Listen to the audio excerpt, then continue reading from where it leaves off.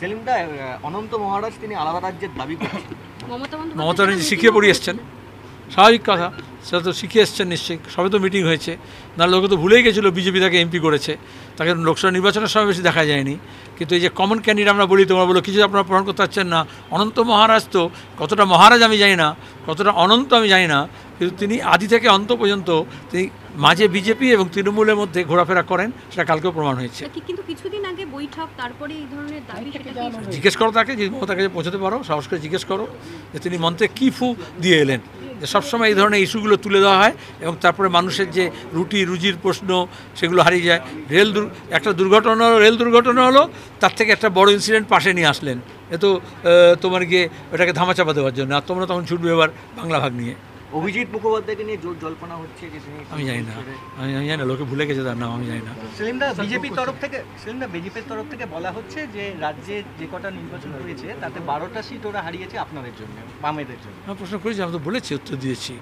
বরং বলা উচিত ওরা যে গোটা দেশে বিজেপি 400 পার করতে পারলো না, মেজরিটি মার্ক করতে পারলো না, এটা আমাদের জন্য, আমার তাতে গর্বিত হই। ওরা বলুক সাহস থাকলে, অমিত শাহ বলছে, মোহনভাগবত বলবে, বিজেপি বলবে। কারণ আমরা যখন ইন্ডিয়া ব্লক তৈরি করেছিলাম, মমতা ব্যানার্জি যেরকম সীতারামকে গালাগাল দিচ্ছে, আরএস এরকম সীতারামকে গালাগাল দিয়েছিল যে কেন এটা করা হলো, বারাভাতে ছাই হলো। এবং আমরা তো এখানে চেয়েছিলাম গোটা দেশে বিজেপিকে মসনদ থেকে তাড়াতে, সবটা সফল হয়নি, কিন্তু আমাদের জন্য হেরে গেল, তাহলে আমাদের শক্তি আছে, এটা মানুক। তাহলে এই তো এতদিন ধরে প্রচার করেছে যে গোটা ভোটের সময় তৃণমূলের হয়ে যে বিজেপিকে ভোট দিয়ে, সিপিএমকে ভোট দিয়ে লাভ কী বলেনি।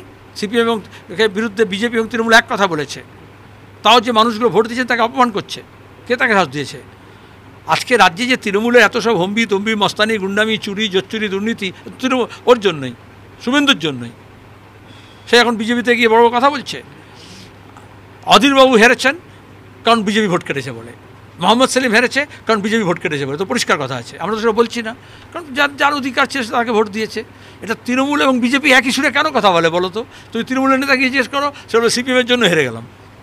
সেলিমদা, আবাস 100 দিনের টাকা ফেরায়নি কেন্দ্র, সড়ক যোজনা 4000 কোটি টাকা বাকি, কিন্তু ভোটের মাঝে গ্রামোন্নয়ন মন্ত্রক ইসির পারমিশন নিয়ে বৈঠক করে, ফের এখন রাজ্যকে টাকা ফেরত দিতে দ্বিতীয় বৈঠক। হঠাৎ করে কি এমন হলো টাকা ফেরত দেওয়ার জন্য এত তৎপরতা দেখাচ্ছে?